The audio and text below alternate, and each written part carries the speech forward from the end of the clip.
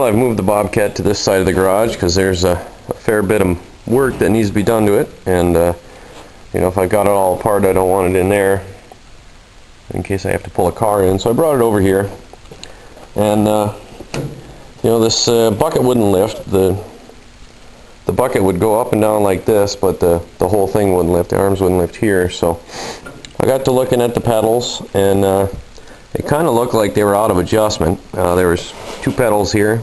The one on the left controlled the big arms here, the up and the down, and that didn't seem to work very good. It allowed it to go down, but it wouldn't come up. And there wasn't a whole lot of travel. That pedal would hit the floor, I think, before it moved this valve enough to operate it. So I decided to see if I could adjust the pedals. And there's two rods that come down here to the pedals, no big deal. So I pulled the pin out of this one, thinking I'd just pop it off and break it loose. I figured it'd be rusty, but not too bad. And pop that off and just spin it around a few times and adjust it that way. Well, that didn't go as planned, so then my next step was see if I could get it off the bottom. It's got the same setup with a pin right there. And of course the one on the bottom was completely rusted out. I mean, just rusted solid. So that wasn't coming out. So I said, alright, I'll just take the pedals out. You know, the big housing here with pedals in it. So I went ahead, and there's a bolt that went through, and I loosened it up and tried to pull it through. And of course, either way you go with it, it sits low enough to where it just hits the tire, the top of the tire. So I couldn't get that out that way, and I really didn't want to take the tires off.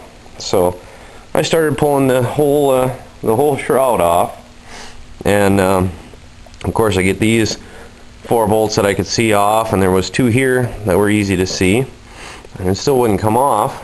And then I got under here, the pedals sit here, and there's no room to work. There's 2 more bolts on each side, 2 here and 2 there. So I finally got those out, which was a pretty big pain in the butt. And I brought the pedal assembly over to my vise, and I figured I'll just you know, clamp her in and spin her off. It'd be no problem. Well, I put the vise grips on it, and I was actually twisting the whole rod, this top part of the rod. That's how hard it was, how rusted on it was. So finally I got some fire, heated it up for a few minutes, and then she did spin right off. Now here's the other end I was talking about. That's completely rusted on. That pin, I don't think is coming out. I guess I really don't need it to, but now that I've got this off, I can go ahead and clean this up, these threads, and put some marine grade anti-seize on it, I think, so they don't rust up so much. And adjust it where I want it, put it back on. And I'll probably do the same to the other side, even though I don't need to adjust this one. It'd be nice to have it broke loose so I can, if I ever do need to. And another thing we did, or I did, is check the hydraulic fluid just to see what it looked like. So we pulled a plug on it and we drained some, and that's what it looks like.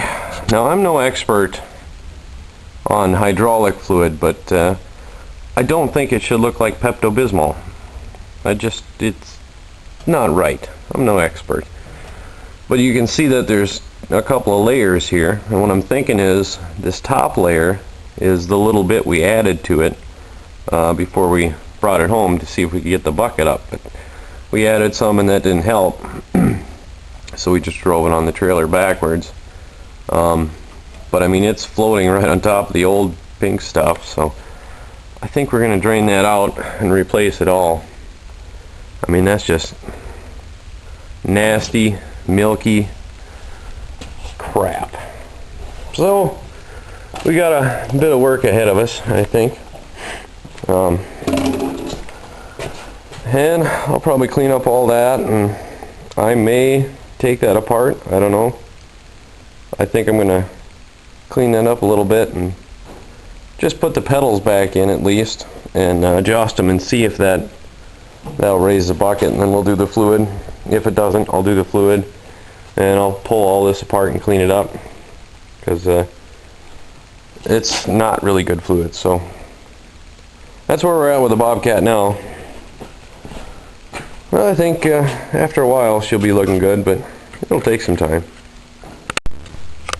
Well, I managed to get the pedals back on and hooked up last night. I went ahead and I broke them loose and lubed them all up so they'd turn again, but this one I had a little trouble with. As I was pulling it off, the threads caught. This bolt should be, or this threaded rod should be about here, but the threads caught in there and it chewed them all up, so I had to cut it off and actually drill a little bit of this out because the thread's on the bottom of this. Got all screwed up, but I got her back in, and I went ahead and fired it up and tried it out just for the heck of it, just to see if that would help. And of course the bucket still didn't raise up, so my next step, something I got to do here, is I got to drain the hydraulic fluid, which means I have to get that plug out right there, which is harder than it sounds, because it's a plug like that one where it's an Allen head, hex head inside, so I got to get a bolt and then a couple of nuts on the end so I can turn it.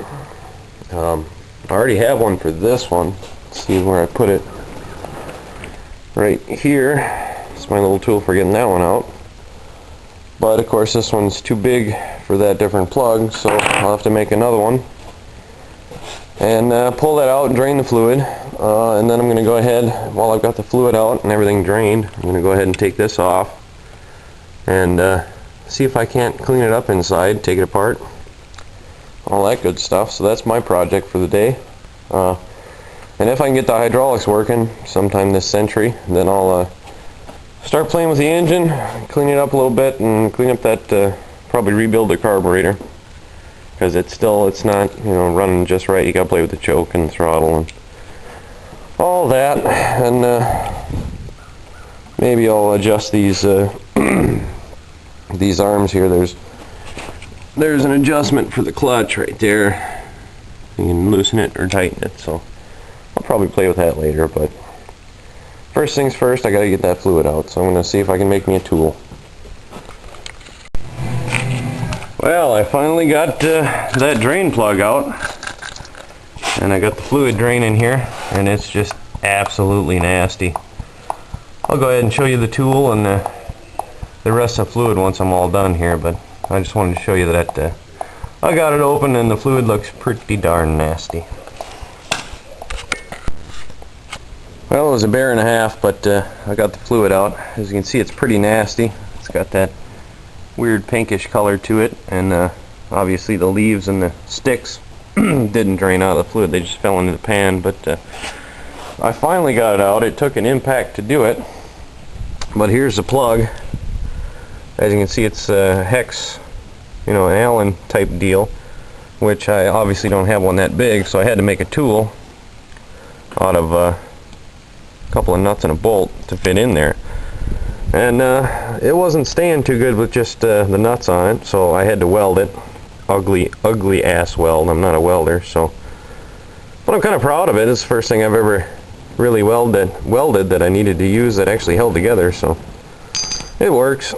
I'm going to see if I can find another plug though with an outside deal I can put a wrench on rather than having to make my own tools. So now that I've got that out and the fluid out, I suppose I'll probably take this out sometime here. Probably not right now. I still got some of the fluid draining. I'm going to have to jack up the back end of it a little bit to bring all the fluid to the front, but I had to take the bucket off to get to it and use the impact. It was a real chore. I don't think that that bung down there was ever out, but hopefully now that I've got that done, I can take this apart, clean it, and it'll work. So, until next time.